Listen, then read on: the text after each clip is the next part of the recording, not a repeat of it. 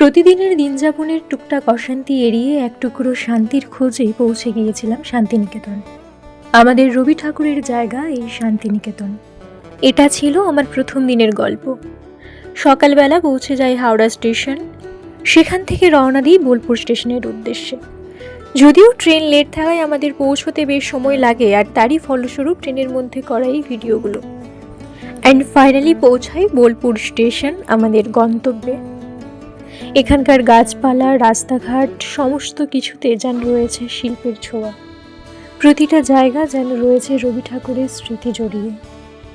Bolpur station থেকে বেরিয়ে আমরা রওনা দিই হোমস্টের উদ্দেশ্যে। সেখানে পৌঁছে ফ্রেশ হয়ে লাঞ্চ করে বেরিয়ে পড়ি আমাদের হোমস্টে থেকে নিয়ারেস্ট ডেস্টিনেশন সৃজনী শিল্পগ্রাম, যেখানে পূর্ব এবং উত্তর পূর্ব ভারতের রাজ্য সহ মোট 9টি রাজ্যের চিরাচরিত জীবনযাত্রা ও শিল্পকে ফুটিয়ে তোলা হয়েছে নিজেদের হাতের কাজের মাধ্যমে।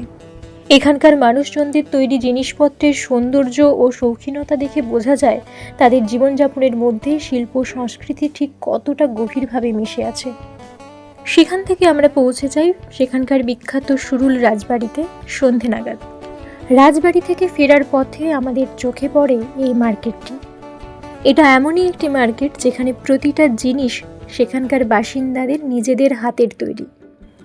ওখানে এটি হ্যান্ডিক্রাফট মার্কেট নামে পরিচিত। এর পুরো ভিডিও অবশ্যই আমি পরে দেব।